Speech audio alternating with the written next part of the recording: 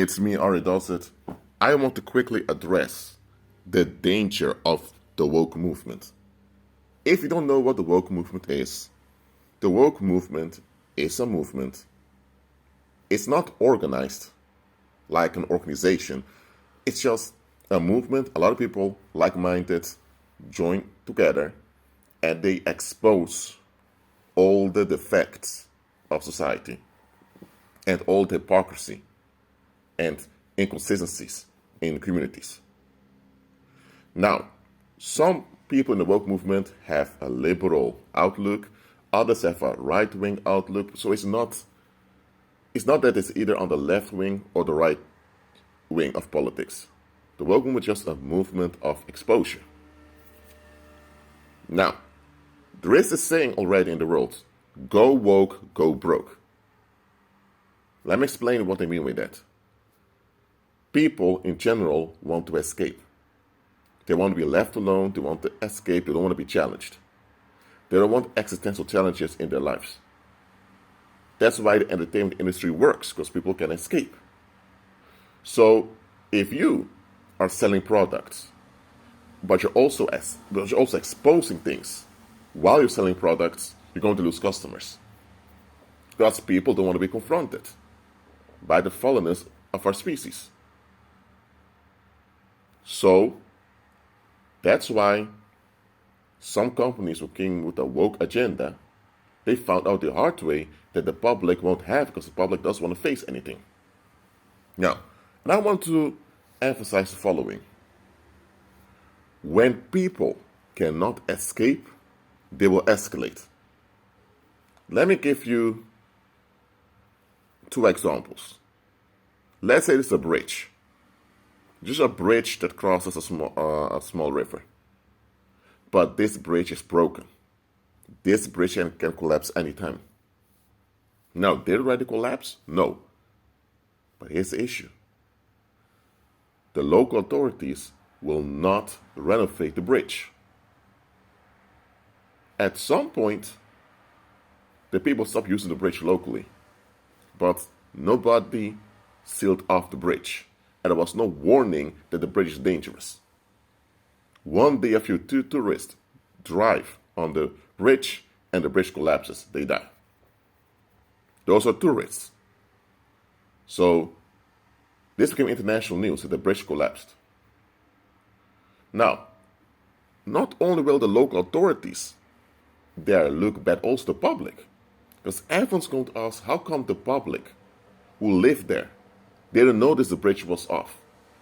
Or if they noticed the bridge was off, why didn't they warn anyone about it? So let's say now this bridge incident happens. It will stir up a lot of conflict. And let's say now you are from that town where the bridge collapsed. Let's say now you're going to apply for a job in another place. That town you're from now has a bad reputation as a neglectful place. Let's say you apply for a management position somewhere. You may be qualified, but you may still not get the job. You know why? Because of where you're from. Your hometown has a negative association now. So everywhere you go and they find out you're from that hometown, they will associate you with the neglect of what happens. And that association itself can ruin the company you work for. Because their customers and clients or their partners will look at them and think, hold on a minute, you hired someone from that town where people allowed a bridge to collapse with folks on it? So, to preserve and protect their own company, they won't hire you. So what's going to happen if a lot of people from that town can't get jobs anymore? They're going to turn to criminality. Oh, so let's say now that the local politicians realize, you know what, we need to get this story out of the media because this is something embarrassing. We can't undo the past, but when this comes out, we can't explain this. So after 2 weeks, nobody talks about it in mainstream media anymore. Now the woke movement comes up, and the woke movement will dig up the dirt and spread over the place saying, you see this? This is a media cover-up. A bridge collapsed and they covered it up like nothing happened. So now, the woke movement did expose corruption, absolutely. What the woke movement failed to realize is that by doing this, they are waking sleeping dogs. Waking sleeping dogs is a saying, and it simply means you trigger dormant conflicts. Because let's say now that town builds a new bridge and everything continues. New people come and live there, they know about the past. But let's say now this bridge incident happened 20 years ago. And now this incident comes out. The people that just moved to that town, or people that grew up in that town after the bridge incident, they don't know anything about the bridge incident. But now that they know about it, they're going to think, hold on a minute. If something horrible like this happened and they covered up, what else are covering up? So even though the incident happened 20 years ago, the fact the incident comes out now is going to make people doubt the present. What else is neglectful over here? Nobody calls it out. The social trust of the community will go down, and that's going to lead to a lot of discomfort. Look, the woke movement does expose danger and some bad things, absolutely. But they don't operate in a Christ-centered way, so they're not focused on a long-term solution. Sometimes it's better not to expose something, because that exposure may lead to more danger. Let's say now that you have a family, husband, wife, several children. The wife lately is often at work till late. She comes home quite late. Now, after 2 months, some of the locals are beginning to think, hold on a minute, why is Kevin's wife often late at work for so long? Why is she overworking so much? Instead of spending time with her husband and children. So, long story short, they figured out she was having an affair. And it was with someone at work. It was with someone else that she met at a Starbucks. Now, eventually, she got pregnant, but she terminated the pregnancy because she couldn't account for it. So she broke the affair and pretend like nothing ever happened. Now, this affair was going on for over a year.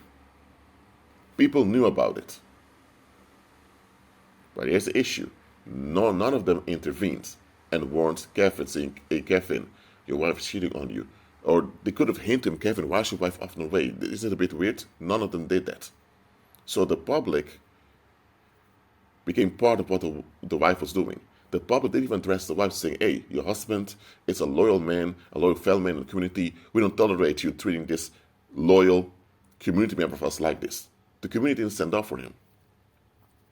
Let's say now, one day, it comes out that she had an affair.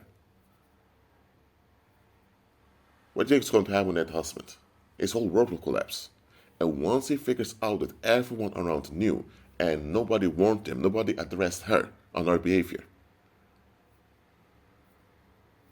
Long story short, that man may lose his mind and end up killing his wife, or end up, I don't know what may happen.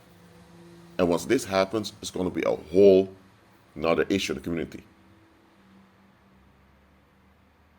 Now, what if you saw the situation that a wife cheated on her husband, everyone knew about it, nobody intervened, nobody even warned the husband, and now everyone's in on keeping it hidden?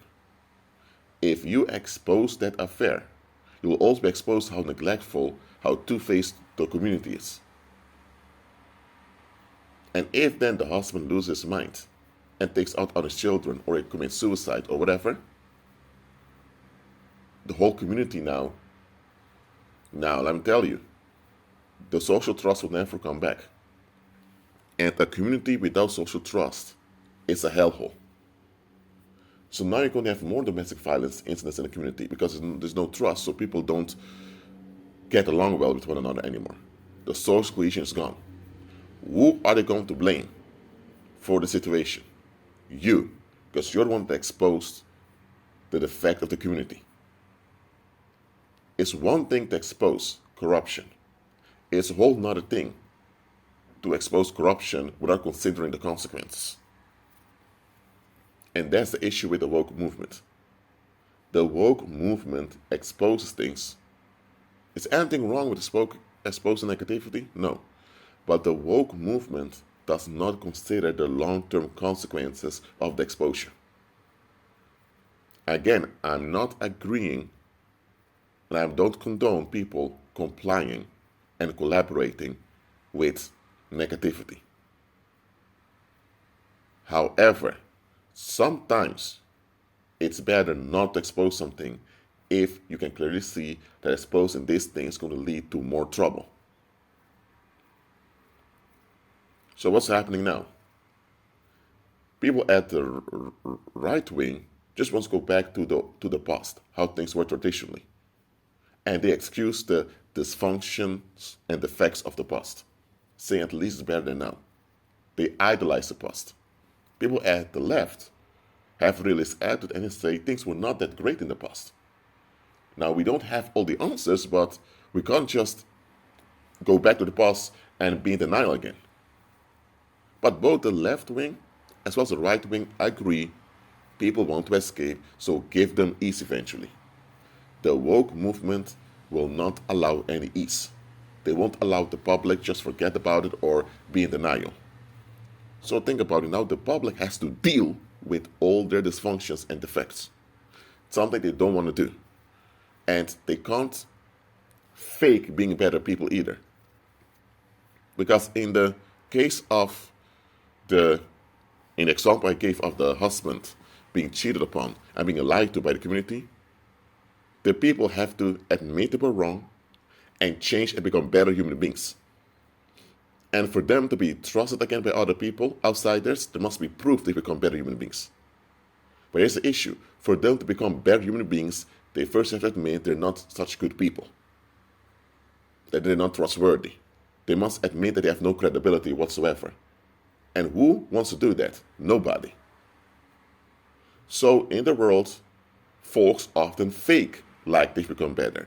They will fake like they've repented so that they can dodge further consequences.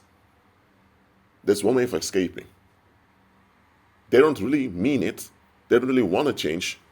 But they know that if they keep being blunt about how they think and feel, it's not going to work for them. So they will fake as if they become better. Some even fake becoming believers. But look, because of the woke movement, it's not possible anymore for the public to fake. Because the woke movement reveals that for decades things didn't work. And for decades everyone was in on it. So how can people fake being better there? They can't. And look at this. Because the public cannot fake it, because they can't fake it, they're going to lose it. Because they can't escape, they will escalate. So now, all that anger, all that resentment is building up in the community, and it's going to explode here and there. It's not all going to explode against a scapegoat, like it happened in the pagan past. That's the pagan past the right wing wants to go back to, where everyone would explode at the victim and everyone got their ease and it was calm in the community again. It's going to be like that. It's going to be a war of everyone against everyone. Because you cannot assemble and agree against the victim successfully anymore. Well, that's not because of the woke movement. That's because of the impact of the gospel.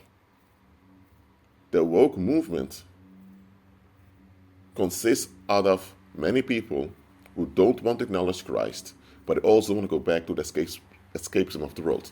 But there's the issue. Outside of Christ, you only have escapism. So now they're stuck in a conflict, and now they enact this conflict by exposing everything. And by doing that, they're triggering danger. Is it something wrong to expose things? No, it's not. But expose things without caution, that's not a smart thing to do. It's not wise. So this is what the woke movement is leading to. It's leading to more division.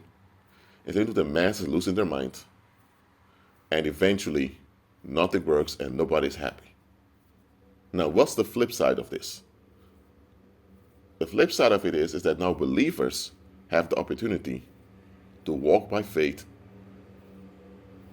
more easily because the masses are exhausted fighting each other. So, believers, know what goes on and know what you can do about it. I prefer the world to be exhausted while they fight each other than for the world to be at ease fighting us. Well, that's it for now. Keep on with Christ and be at peace.